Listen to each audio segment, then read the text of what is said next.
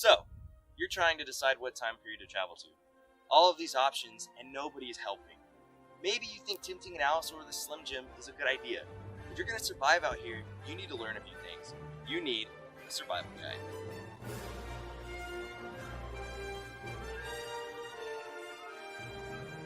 Why the Jurassic, you ask? The Jurassic period spanned from about 200 to 145 million years ago, and was vital to the development of many vertebrate and invertebrate species that later evolved into modern world species we still see today. Life took many steps forward in terms of diversity and development of plants and animals, but the reason any of this was possible was because of the climate. If you venture around in the Jurassic, you probably shouldn't bother with heavy clothes. During this time, the Earth had an equable climate, meaning that the same climate was spread around most of the globe. This was caused by several factors. During the Jurassic, there was a lack of polar ice caps, which caused water levels to rise. The Earth was also warmer due to a CO2 level that's 4 times the current atmospheres. Combine that with the splitting of Pangea, and there was a lot of moisture everywhere. This led to a worldwide tropical climate. Here, I'll show you. Here's what the Earth looked like in the beginning of the Jurassic. As you can see, the continents aren't quite splitting up yet, so there are pockets of arid or dry environments like here and here. But if you look a little closer, you can see that the northern half of Pangea, Laurasia, and the southern half, Gondwana, are beginning to spread apart. Now, by the middle of the Jurassic, water levels were steadily rising, so splits like here and here continued to get wider. Water also moved inland, providing more moisture to the environment as we see that tropical climate continue to spread. Look at how the previously dry areas here and here are now much greener. At the end, we see a significant split in land, a massive increase in water moving inland, and there are only a small amount of dry areas left.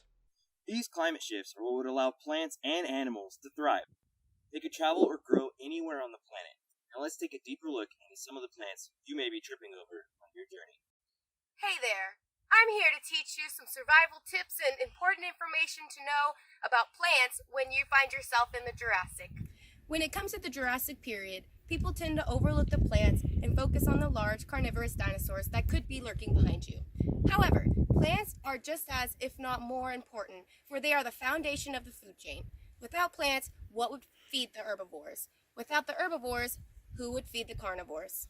So, what plants were there?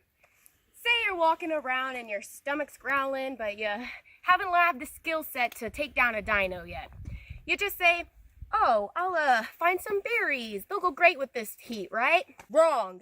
You will not find any flowering plants anytime soon, at least not for another 60 million years or so.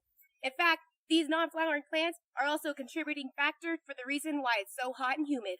What's cool about the Jurassic plants is that no new major groups of plant life evolved. What did happen was gymnosperms thrived. Gymnosperms is a plant that has seeds that are unprotected by an ovary or fruit. They dominated the land because they had roots to absorb water and nutrients, allowing them to leave from the ocean. They also reproduced by pollen distribution by wind, which helped them diversify and spread out. Gymnosperms are commonly divided into 4 groups: cycads, cycadioids, conifers, and ginkgos. Look, there's a cycad now! Cycads are seeded plants somewhat resembling the 21st century's palm tree, but are more related to conifers and ferns. Cycads make up 20% of the world's flora during the Jurassic. They are everywhere. They thrive in tropical climates, which is basically inescapable. On top of that, cycads could live in any type of environment, whether it's deserts, swamps, rocky surfaces, you name it. They can range from 3-foot shrubs to 50-foot trees and have a crown of long, stiff leaves. There's a lot of different uses for cycads while you're here in the Jurassic. Escape from predators above by hiding under a cycad shrub. Or use the leaves and some of the wood trunks to make yourself some weapons, just like I have here. As you can see, I've made a deadly weapon. You've got a neocortex, so you might as well use it. If you're starving, just eat the leaves. They made a good source of food for the herbivores, so the list really just does go on. There was another popular dish on the herbivores menu, and those were called cycadioids. They were similar to cycads in looks and were known by their thick trunk and presence of cones. Unlike the cycads, the cycadioids will go extinct. Moving on to the tallest of the families, the conifers. Conifers are tall because almost all conifers are trees rather than bushes.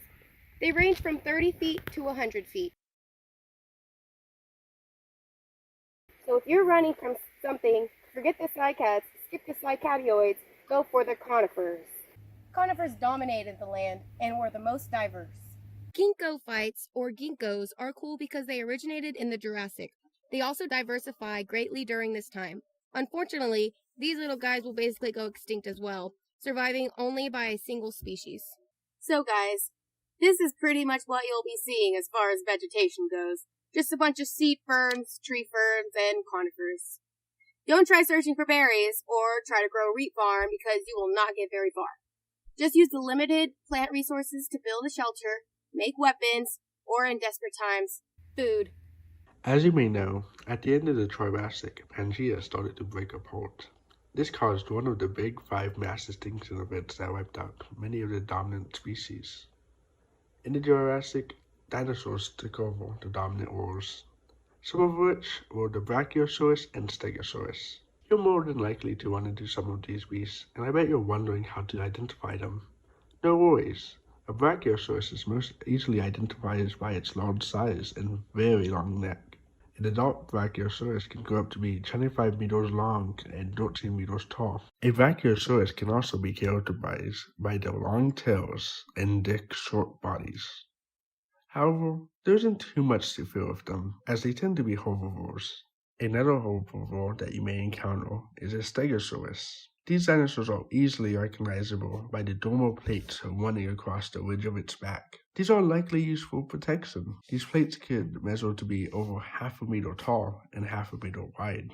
Like the Brachiosaurus, there wouldn't be too much to worry about with a Stegosaurus. Their diet mostly consists of plants. It's no secret that the Allosaurus is at the top of the food chain, but why exactly? Well, just being under 9 meters long and being able to travel approximately 20 miles per hour, it's able to catch up and overpower many of its foes. Along with that, its jaws are lined with dozens of sharp serrated teeth that face inward. It was able to make quick work of its prey. Let's talk about Leopleurodons. Leopleurodon stems from Greek, and it means smooth-sided teeth. These massive beasts, ranging from 16 to 33 feet long, are apex predators in the Jurassic seas. As a matter of fact, it is even hypothesized by many that Leopleurodon would stalk the shorelines waiting for unsuspecting dinosaurs and other land creatures to snag, Marking them as predators of both the land and the sea. Leopleurodon is actually the name of a genus and boasts impressive species such as the rare L. pachyderus and the largest yet discovered L. ferox. Leopleurodons aren't the only crazy psycho things in the oceans, though.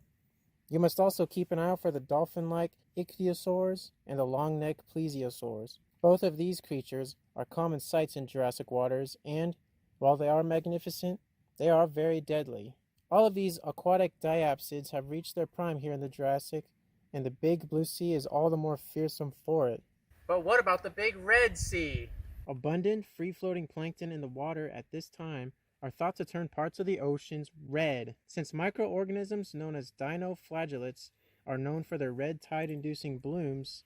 The appearance of egg-like cysts for dinoflagellates indicates that the Jurassic has huge chunks of oceans that are completely blood red. That's right. Not only is the Jurassic Sea a dangerous place, but it looks dangerous too. And this is only a fraction of the information you would get from the Jurassic Survival Guide if you ordered one right now. Other companies will charge you $49.99 for the same guide, but if you call us, we'll get it to you for $19.99. But wait, there's more! But if you order it right now by calling this number, we'll ship you 2 for the low price of $39.99. Shipping and handling not included. Accessories such as fanny packs and Barbie dolls sold separately.